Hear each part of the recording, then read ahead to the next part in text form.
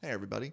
Today we're going to look at Come Holy Spirit by Tom Booth. Depending on what time of the year you're watching it, it's Pentecost 2021 for us this week. So I figured what a better time to play some Holy Spirit music than this week.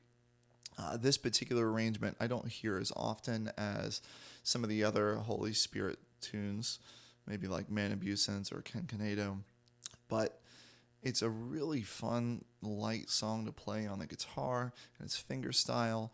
I think it pairs well with a lot of volunteer guitar players that maybe have a soft touch, and it also has some nice modal chord changes. So, anyway, I'll talk about how I play this at the end. Let's go ahead and play.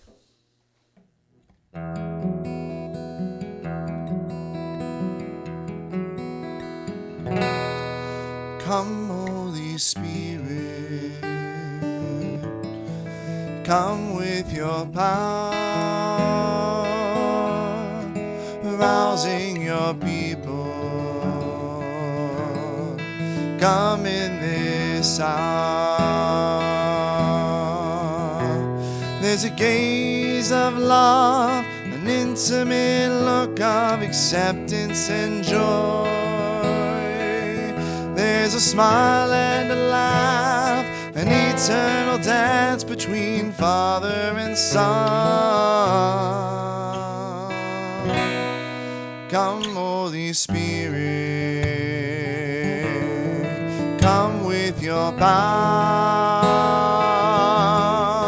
rousing your people. Come in this hour.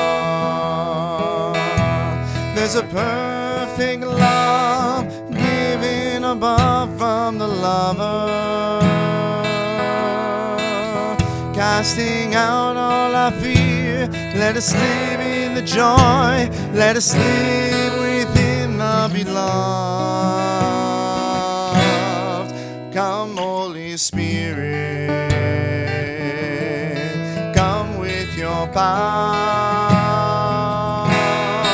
rousing your people. Come in this hour. There's a boldness of saints and a banding that echoes the prophets,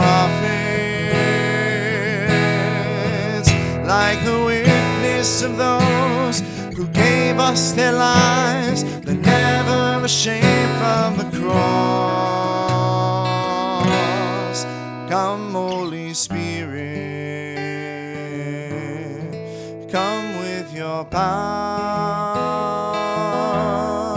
rousing your people.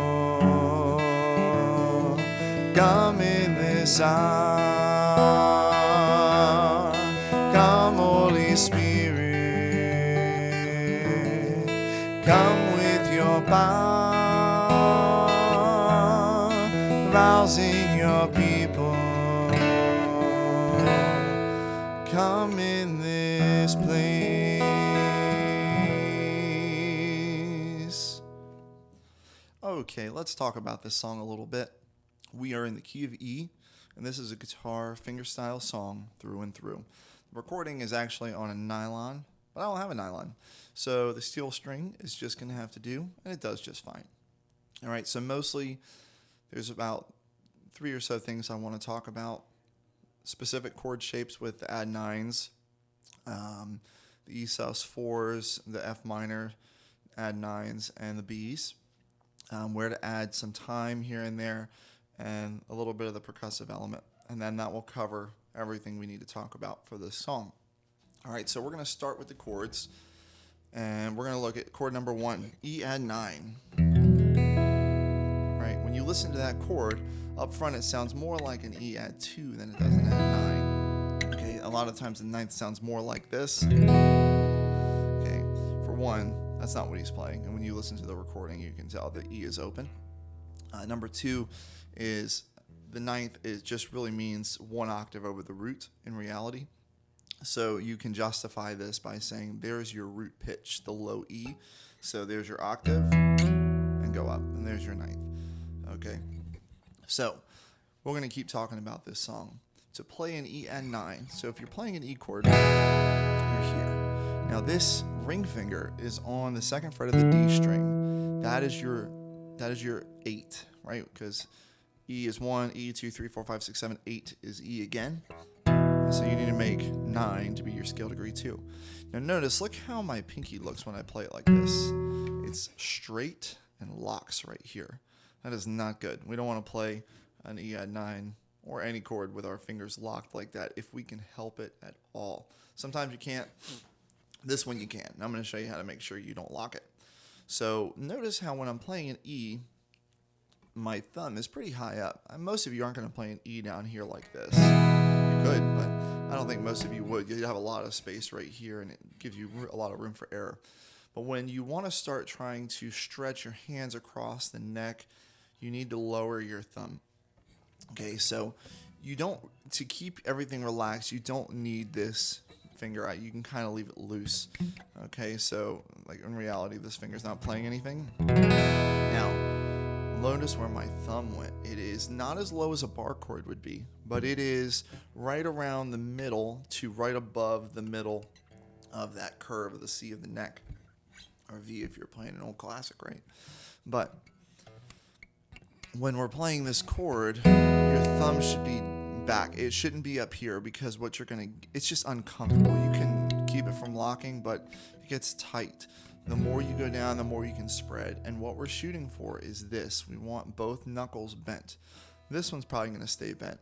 This one probably is too. But the pinky is the one that's really going to cause you the most problems. If you play it like this a lot and you get used to, see how when my thumb is here, now it's locked again. Yeah, I don't even have this finger here, but it forces me to kind of change the way I play it and locks it in. What that's going to do to you is about halfway through the song, you're going to want to shake your hand. And if you're doing that, you're going to get this, you might get a burning sensation down here because your hand is sore, because you're locking that knuckle and causing a lot of unnecessary stress. So do yourself a favor and practice. When you play this E, you want to bring that thumb down. Okay, that is the most important attribute of playing this chord smoothly and effectively. When you want to pick it up, you want to just play it. It's really easy to mess it up. Okay, the good thing is that you really only have it in the beginning, so you can start the song planted before you ever go. All right. I don't believe there's another E add 9. I like to add one towards the end just because it's pretty to play off of. But let's talk about the fingerstyle pattern that's there at the beginning as well. It's not really there for the rest of the song, but it starts out with a little bit of a unique fingerstyle pattern. And I'm going to say up front, don't worry about it if you can't get it exactly right. It's not as important to get it exactly right as it is to have good form, and you can kind of work your way into it over time.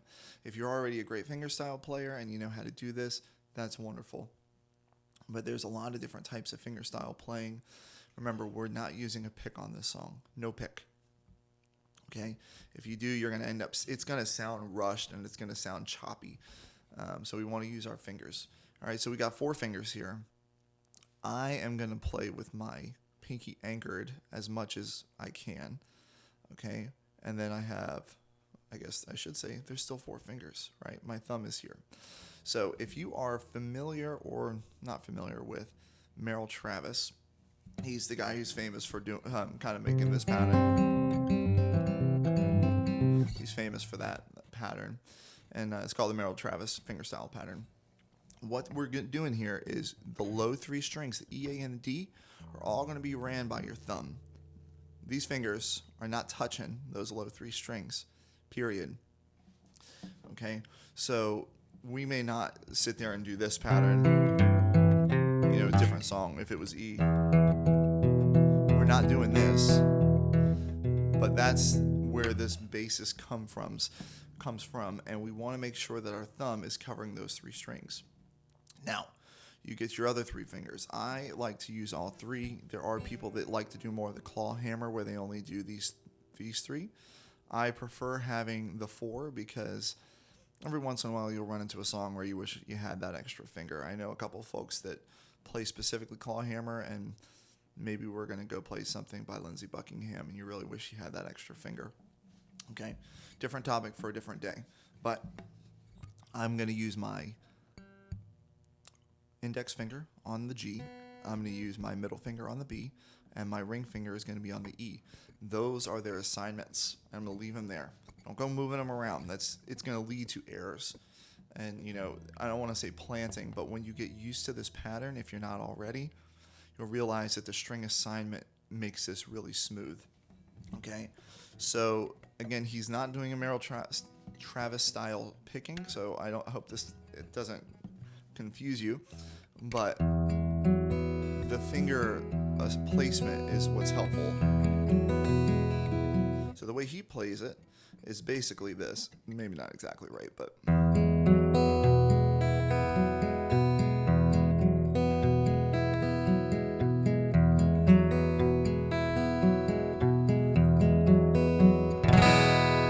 So that's how he plays it for the most part.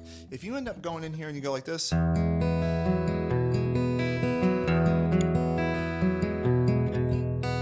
fine, but you notice how when you start abandoning a pattern, you end up going back and forth and you get this lack of consistency. So do your best to learn the pattern.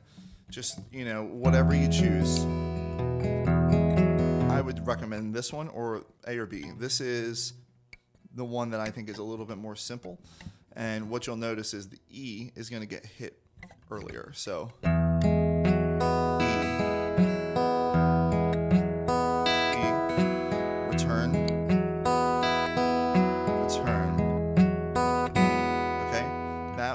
I would consider the easiest and most straightforward way, and it sounds just as good. If you want to play it closer to his, he delays that E by an extra beat. He goes E, and he delays the return to it.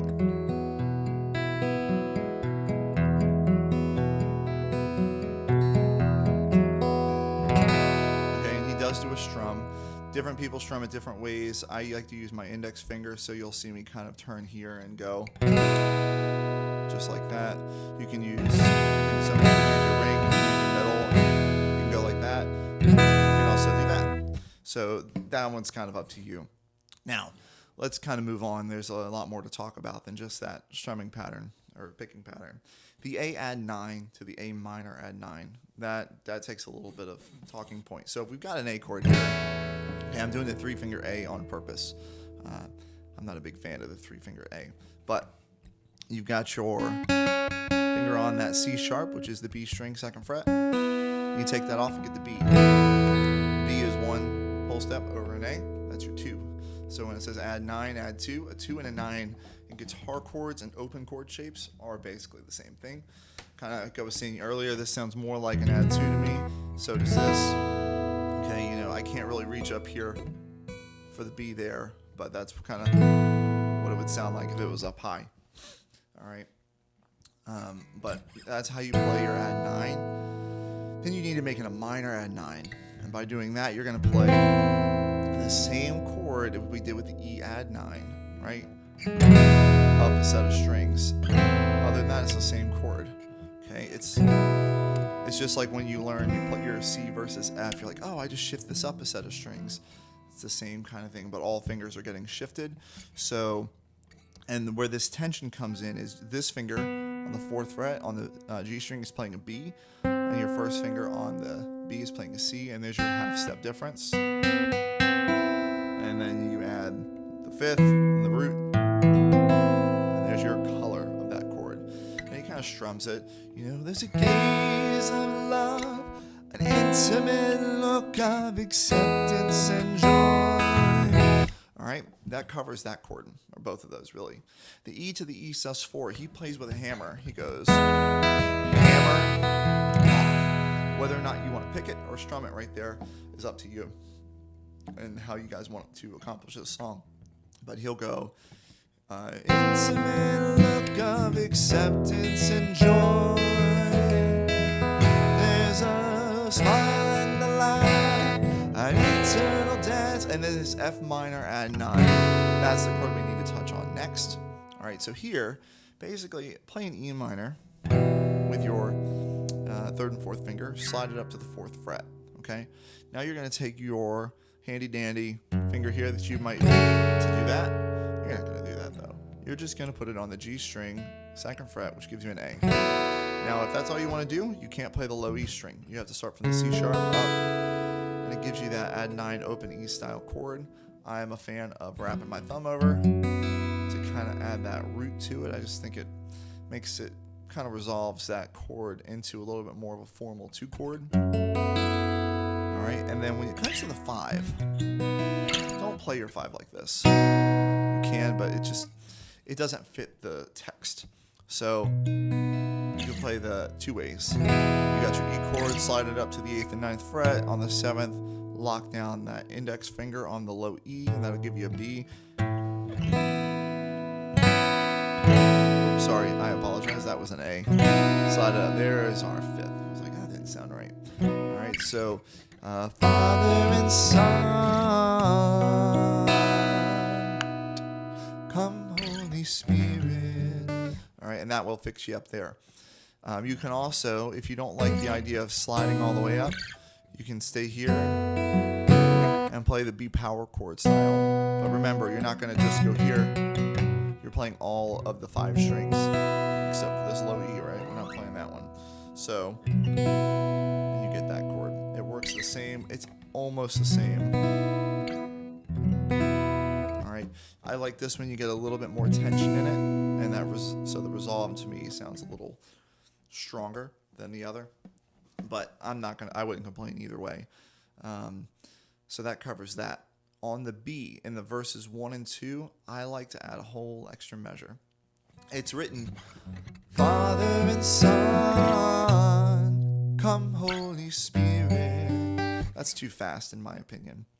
I like to sing, Father and Son, 1, 2, 3, 4, 5, 6, rest. Come Holy Spirit. That's my opinion. If you guys don't like it, on verses 1 and 2, play it as written. He does it on verse 3. He puts a D chord in there, which I'm not a huge fan of. Never ashamed of the cross. It's a little too modal for me. If you like it, that's fine. I'm just not a huge fan of it. I think it works maybe a little better with the piano. If you imagine, depending on where you have your stuff voiced, if you play D over A, and then you just, you can slide this whole step down, the half step up from the D to the D sharp, or D sharp down to a D.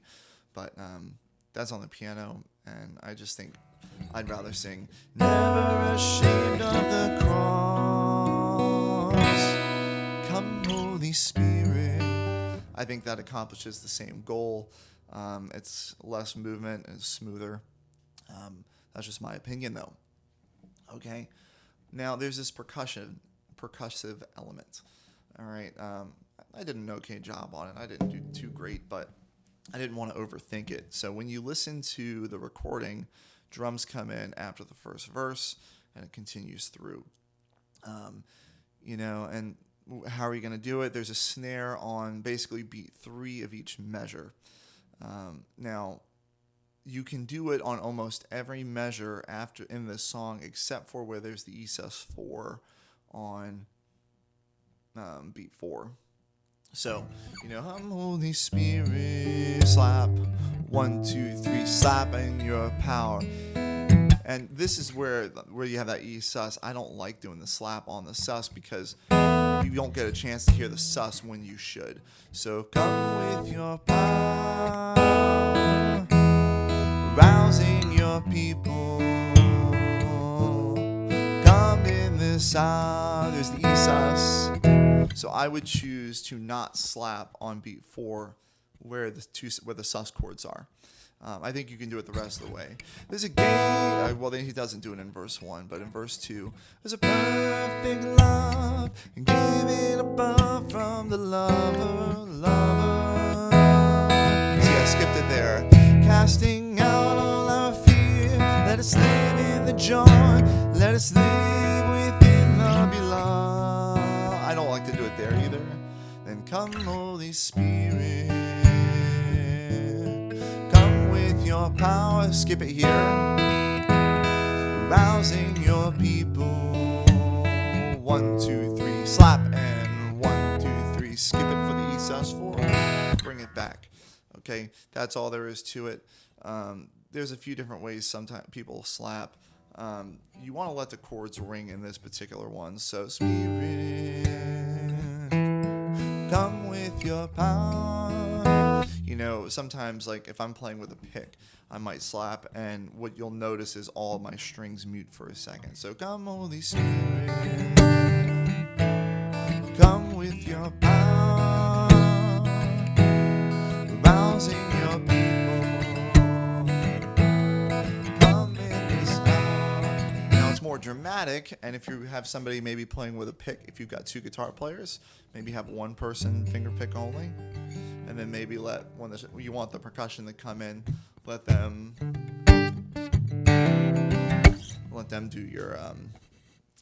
do the slaps. But if you are by yourself and you're doing the slaps, you don't need much.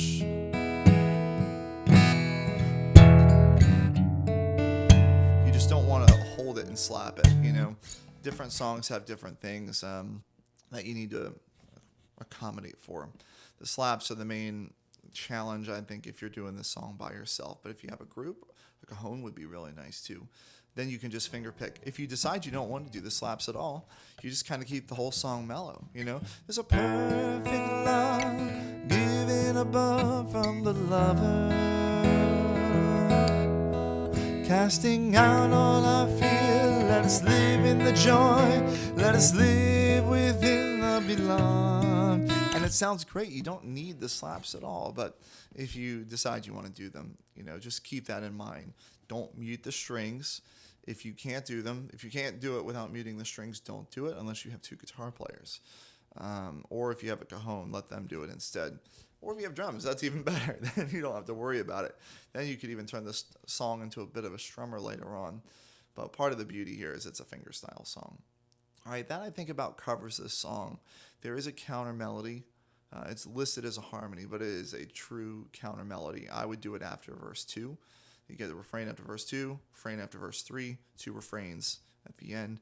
And just as a side note, I believe when I sang the song earlier, I think I said come in this place instead of come in this hour. Just call myself out for that, and I have a bad tendency to do that. Other than that, I think we're good, so I'm going to call it right here.